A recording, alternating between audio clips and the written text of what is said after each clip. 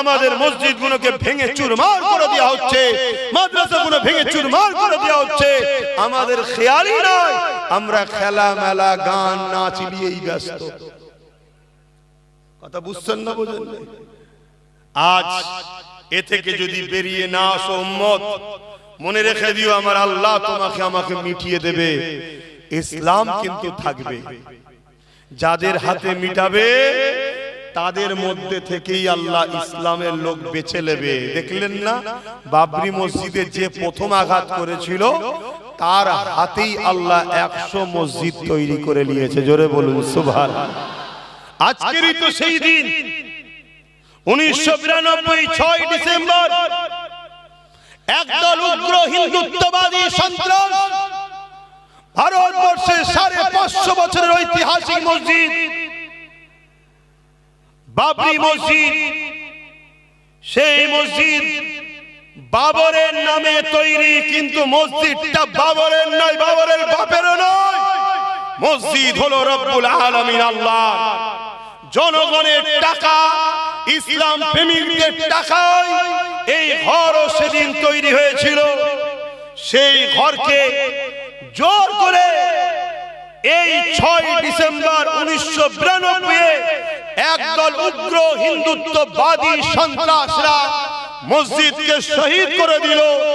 মসজিদ শহীদ হয়ে সেই দিন ভারতের মুসলমানকে মেসেজ দিয়েছিল, তোমরা আমার কাছে না আসার দরুন আজ আমাকে ছিলিবিলি খেলা হলো, তোমরা আমাকে পিয়ার না করার দরুন আজকে আমাকে নিয়ে এরা শহীদ করলো, তোমাদের জন্যই আজ আমাকে এরা টুকরো টুকরো করলো, আমার ইটগুলোকে খুললো, আমার ঢালাইগুলো ভাঙলো, আমাকে এরা জমিনে মিশিয়ে দিল। এ উম্মতে মুহাম্মাদি, আমি মসজিদ কিয়ামতের দিনে তোমাদের বিরুদ্ধে নালিশ জানাবো যে আমাকে শহীদ করা হয়েছিল। উম্মতে মুহাম্মাদি ঘুমিয়ে থাকার কারণে সেই দিন বাবরি শহীদ হয়ে আমাদেরকে জাগিয়েছিল। ওটা তোমরা যদি ঘুমাও আমার মতো হাজারো বাবরি শহীদ হয়ে যাবে, কিন্তু এ জাতের এখনো ঘুম ভাঙেনি। গত 8 বছর ধরে আমি চিল্লাচ্ছি ওয়াকফ চলে যাচ্ছে, আপনারা সাক্ষী আছেন তো নাকি? চিল্লিছি হাঁকি না, হাত তুলে বলুন চিল্লিছি হাঁকি না। 8 বছর ধরে আমি চিল্লাচ্ছি ওয়াকফ যাচ্ছে, ওয়াকফ যাচ্ছে, ওয়াকফ যাচ্ছে। হাতির চিবাবার দাঁত আলাদা হয়, দেখাবার দাঁত আলাদা হয়। আমার রাজ্য সরকার হাতির মতো পাঠ করেছে, দেখিয়েছে আলাদা দাঁত, চিবিয়েছে আলাদা দাঁত। টাকার ইপিট আর উপিট, টয়লেট শুকিয়ে যাক আর কাঁচা থাক, শুকনো দিকটাও টয়লেট, কাঁচাটাও টয়লেট। অতএব দিদি মুদির মধ্যে পার্থক্য কিছু নেই, দুটো টয়লেট টাইপেরই। যেদিক দিয়েই দেখো একই জিনিস, টাকা রিপিট আর উপিট। এটা বুঝাবার জন্য বলছি রে বাবা, শুনছেন তো নাকি?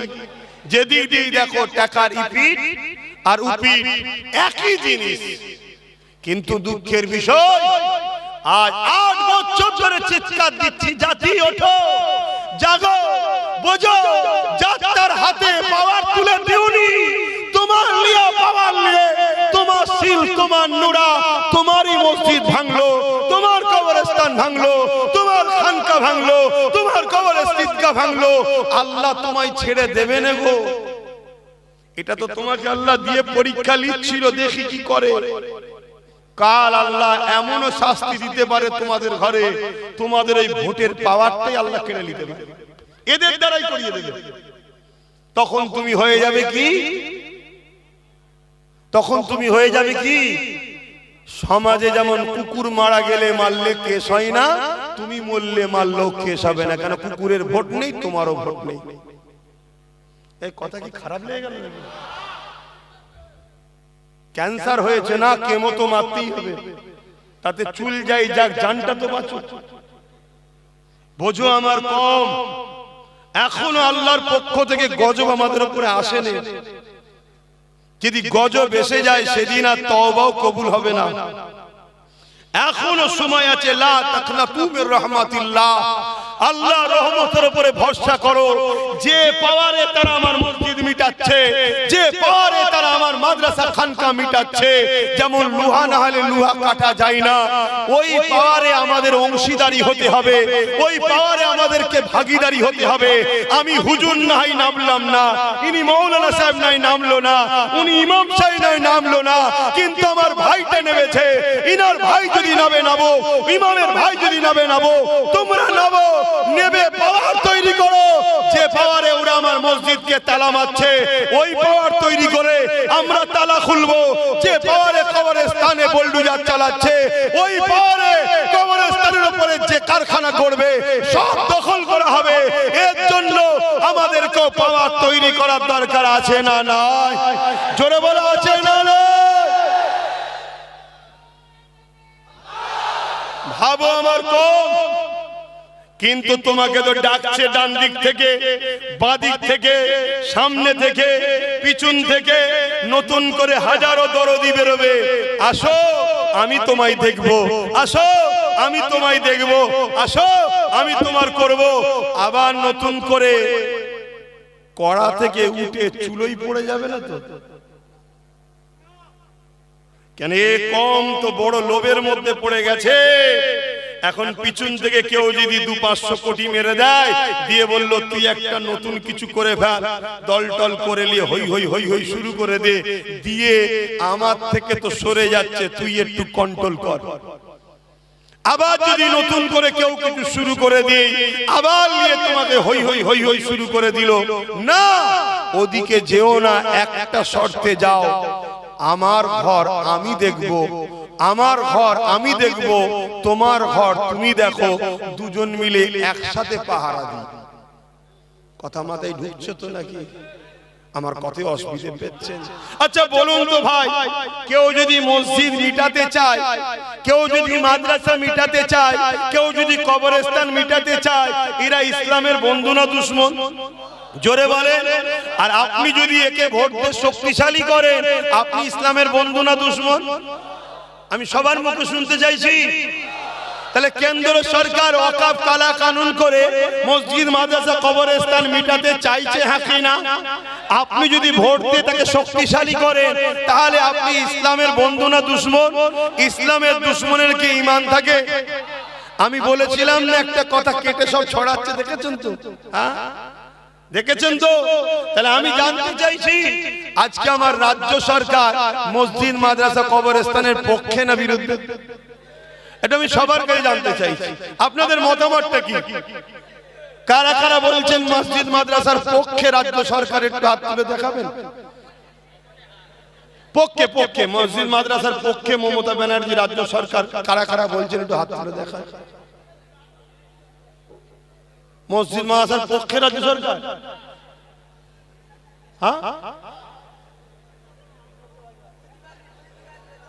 আরে কথা বলছে না তো? এত লোক বলছেন মমতা মসজিদ মাদ্রাসার বিরুদ্ধে, তাহলে রেড রোডে নামাজ পড়তে যাই কি করতে? ঘুমটা দিয়ে ইফতার খেতে আসে, তাও বলছেন বিরুদ্ধে। এটা বেইনসাফি করছেন আপনারা। হ্যাঁ, ও মুখোশটা তখন ছিল, এখন মুখটা বুঝতে পেরে গেছে পেতনি যে কি জিনিস, এখন বুঝতে পেরেছি। ঠিক তো নাকি? হ্যাঁ, এতদিন বুঝতে পারিনি। স্বাভাবিক, না বুঝতে পারাটাই স্বাভাবিক।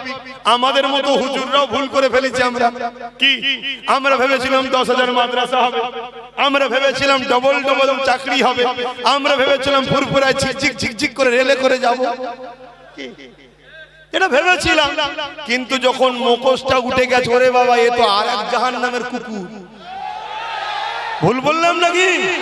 কারো কষ্ট হচ্ছে নাকি?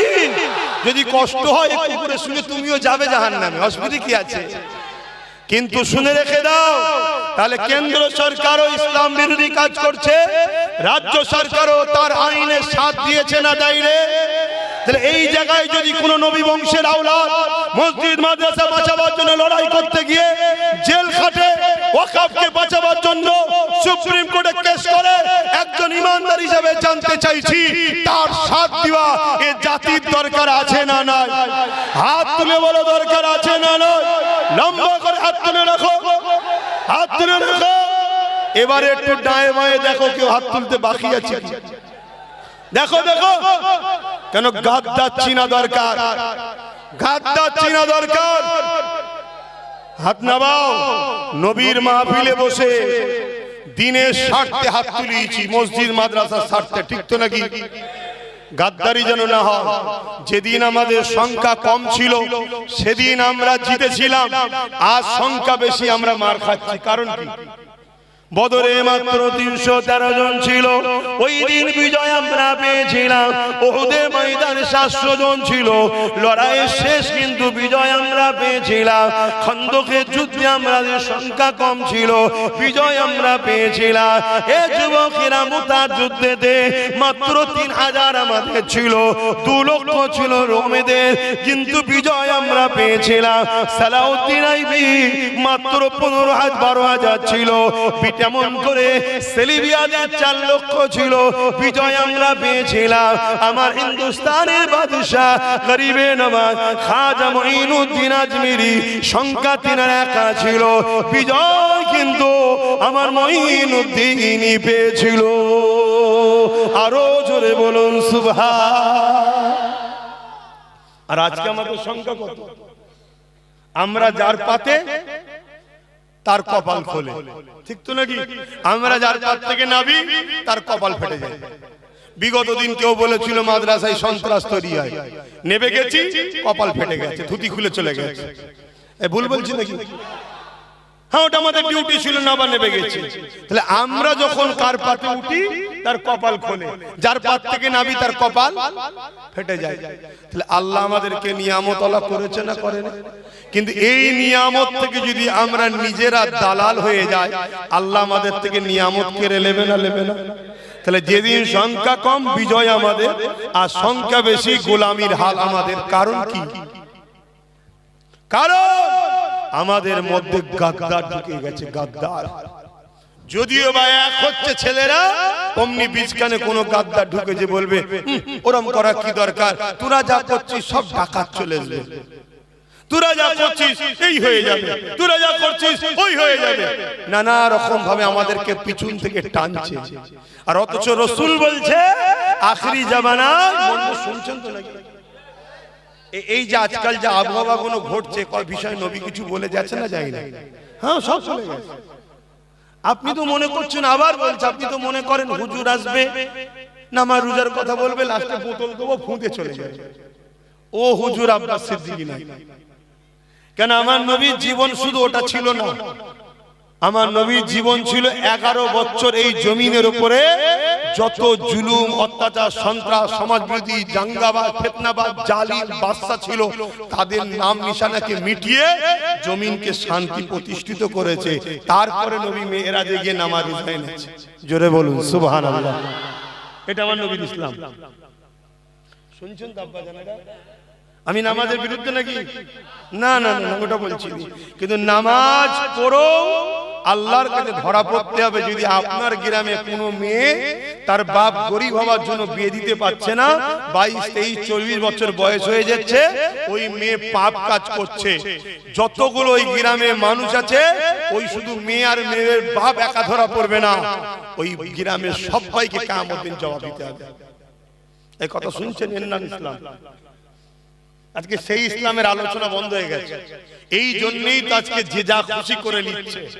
আসো যুবক, এখনো সময় আছে, ওঠো, জাগো, পরিবর্তন হও, বিপ্লব আসবে, শিক্ষা চেতনা আনবে, চেতনা বিপ্লব আনবে। তাই তোমাদেরকে জানাই, যুগে যুগে ফেরাউন ছিল, যুগে যুগে মুসা আল্লাহ এসেছে, পাঠিয়েছে, যুগে যুগে এজিদ আসবে, যুগে যুগে হোসাইনিরাও থাকবে। এজিদ কার নাম? এজিদ একটা স্বৈরাচারী, অত্যাচারী, সারাবি, জালিম, লুটেরা, খুনি, বদমাইশ শাসকের নাম হলো এজিদ। আজকের যে শাসকগুলো আছে, এদের সঙ্গে মিলাও এজিদকে। আজকের দিনে এরাও ছোট খাটো এজিদ হতে আর বাকি নেই। তাহলে আমরা যদি হোসাইনি হই, এদেরকে সাপোর্ট করে হোসাইনের সঙ্গে জান্নাত যাব, এ স্বপ্ন দেখতে পারি না। আজ আমি জানতে চাইছি, কেউ যদি বলে কোরআন শেষ হয়ে যাবে, আমার উন্নতি শেষ হবে না, এ কথাটা সত্য না মিথ্যা? আপনারা কোরআন শেষ হয়ে যাবে মানেন? জোরে বলুন মানেন? তাহলে কোন জাহান্নামী যদি বলে কোরআন শেষ হয়ে যাবে, এরপরও কোন মুসলমান যদি ওই জাহান্নামীকে সাথ দেয়, তাহলে সে কোরআনের সঙ্গে গাদ্দারি, কোরআনের সঙ্গে বিরোধী, কোরআনের সঙ্গে দুশ্মনী করলো না? তুমি কোরআন মানুনি আলাদা বিষয়, তুমি কোরআন মানুনি আলাদা বিষয়, তুমি কোরআন মানুনি আলাদা বিষয়, কিন্তু কোরআনের বিরোধী করার অধিকার তোমার নাই, ঠিক না বেঠিক? যেমন আমি অনেক ধর্মের গ্রন্থ মানি না, আমি মানি না, কিন্তু তার বিরোধী করার অধিকার ইসলাম আমাকে দেয়নি, কেন? সেটা কারো পছন্দ, কারো ভালোবাসা। তাহলে তুমি কোরআন মানুনি আলাদা বিষয়, কিন্তু তুমি কোরআন শেষ হয়ে যাবে এই বলার অধিকার তোমার নাই। যখনই তুমি বলেছো তোমাকে সাপোর্ট করা ইসলামে হারাম হয়ে গেছে, কেন? ইসলাম আমাদেরকে পরীক্ষা নেবে। আল্লাহ নবী বলছে তোমাদের জানের থেকে বেশি আল্লাহ রসুলকে ভালোবাসতে হবে। তোমার বাপ যদি আল্লাহ রসুলের বিরুদ্ধে যায়, তুমি যদি তার পক্ষপাতিত্ব নাও, মনে রেখে দিও ওই বাপের হাতে আল্লাহ তোমাকে মিটাবে। তোমার সন্তান যদি আল্লাহ রসুলের বিরুদ্ধে যায়, তুমি বাপ যদি সন্তানের পক্ষপাতিত্ব নাও, ওই সন্তানের হাতে বাপকে মার খাওয়াবে, বেউজ্জতি হতে হবে। আজকে দেখবেন অনেক সন্তান বাপকে মারে, ভালোভাবে ঠান্ডা মাথায় চিন্তা করবেন, ওই বাপ সন্তানকে আল্লাহ ও রসুলের থেকে প্রাধান্য বেশি দিয়েছে। এটা সূরা বাকারাতে আল্লাহ বলছে। আমার কথা মাইকের আওয়াজে বুঝতে পারছেন?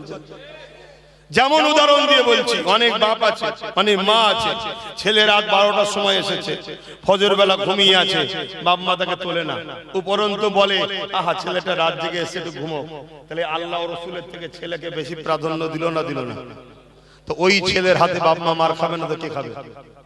যদি বাপ ওই ছেলেকে যদি তুলে দেয়, আগে আল্লাহর কাজ দেখবেন, ওই ছেলেকে আল্লাহ এমন গোলাম বানাবে, ও বাপ মার পায়ের গোড়ায় বসে থাকবে। সব কন্ট্রোল কার হাতে? সব কন্ট্রোল নিয়ন্ত্রণ কার হাতে? ঠিক তেমনি আপনি কারোর সঙ্গে ব্যবসা করছেন, কোটি কোটি টাকা লেনদেন চলছে, সে যে কোনো ধর্মের হতে পারে, করুন, ইসলামে নিষেধ নাই, কিন্তু সে যদি একদিন আপনার ইসলামের বিরোধী করে, এরপরও যদি আপনি তার সাথ দেন, তার মানে আপনার কাছে পয়সাটা আল্লাহ রসুলের থেকে আগে, বিজনেসটা আল্লাহ রসুলের থেকে আগে, আপনাকে আল্লাহ ওই বিজনেস পার্টনারের হাতেই শেষ করবে। ঠিক তেমনি যখন কোন শাসক জালিম ইসলামের বিরোধী কথা বলবে, আপনি যদি তার সাথ দেন, তখনই আপনার বুঝে লিয়া দরকার আল্লাহ তার হাতেই আপনাকে মিটাবে। শুনছেন? হে দাদা হুজুরের ভক্ত মুরিদরা, আমার নবীর উম্মত উম্মতিরা, সেদিন আপনাদের ভেবে লিয়া দরকার ছিল, সেই দিন ভেবে লিয়া দরকার ছিল, যেদিন ব্রিটিশরা যে সাহস পায়নি, স্বাধীনতার পর থেকে কোন সরকার যে সাহস পায়নি, দাদা হুজুরের বাড়িতে রাত্রিরে পুলিশ পাঠিয়েছিল যে শয়তানটা, সেই দিন ভেবে লিয়া দরকার ছিল যে এ শয়তান আমাদের নয়। যদি সেদিন ভেবে নিতেন, তাহলে আজকে এই দিনটা শুনতে হতো না যে ওয়াকাফের জন্য দিল্লি গিয়ে চিল্লাও। সেদিন যদি ভেবে নিতেন, আজকে এই কথাটা শুনতে হতো না যে কেন্দ্র সরকারের আইনকে আমিও মেনে নিলাম। শুনছেন তো নাকি? আজকে এই ভারতবর্ষে একটা রাজ্য আছে তামিলনাড়ু, নাম কি? তামিলনাড়ু। সেখানে মুসলিম মাত্র 5%। কত পার্সেন্ট? আর আমরা পশ্চিমবাংলায় 40%। সহমত? হ্যাঁ, আমরা 40%। অত সহজ নয়। আর না হয় এমনি দুলাভাই করে আমাদের ঘরে ভোটের সময়, এই কারণে। কিন্তু আমরা বোকা তো, আমরা সামান্য পয়সায় বিক্রি হয়ে যায়। আমরা একবারও বলিনি পার্টনারে আসবো, পার্টনারে এলো আমাদের ঘরে, এটা বলি না আমরা। এই চেতনাটা করিয়েছে সমাজকে কে? বলুন, সমাজকে এই রাজনীতির চেতনাটা শিখিয়েছে কে? আমি কি বলছি বুঝতে পারো? সমাজকে এই চেতনাটা দিয়েছে কে যে আমাদের ভাগীদারিতে আসতে হবে, চেয়ারে একটা পায়া রাখতে হবে, এটা এই জাতিকে ভাবিয়েছে কে?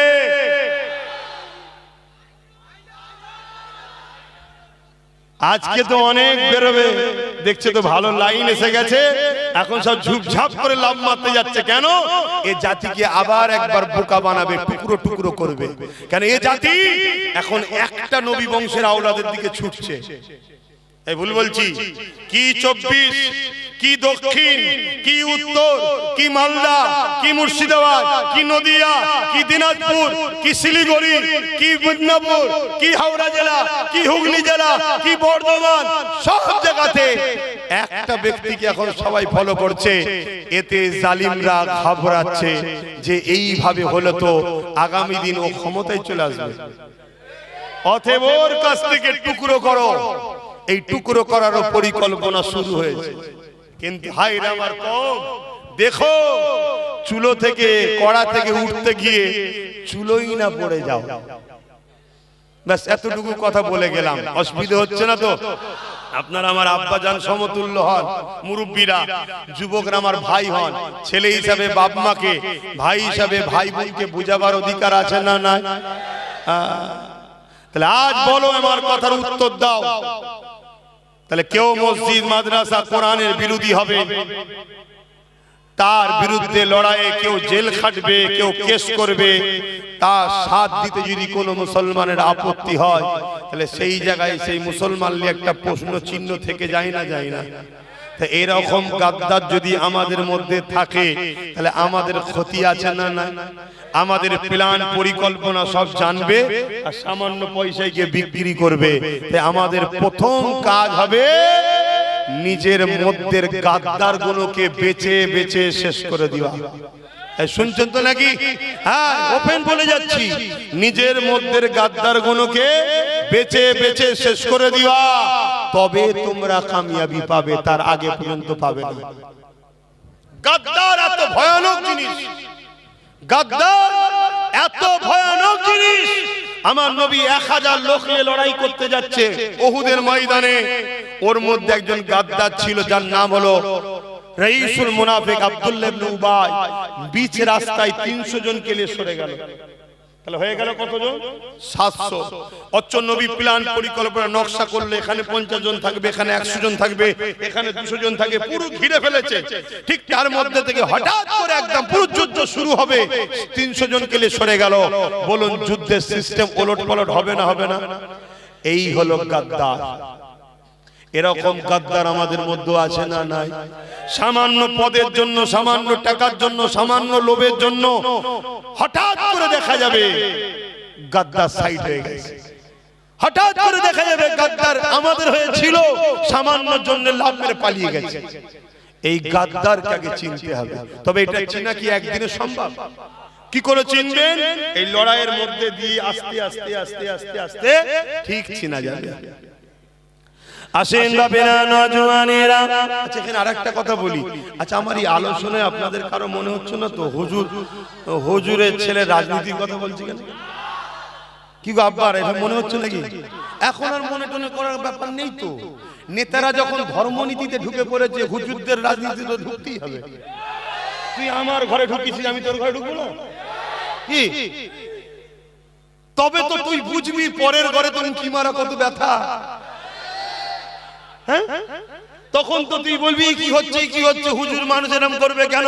আমি তখন বলবো নেতা মানুষ মসজিদ মাদ্রাসা নিয়ে ব্যস্ত কেন? তুই তোর জায়গায় চলে যা, আমরা বলি সাহেব আমার জায়গায় চলে যা। কি? তাহলে অনেক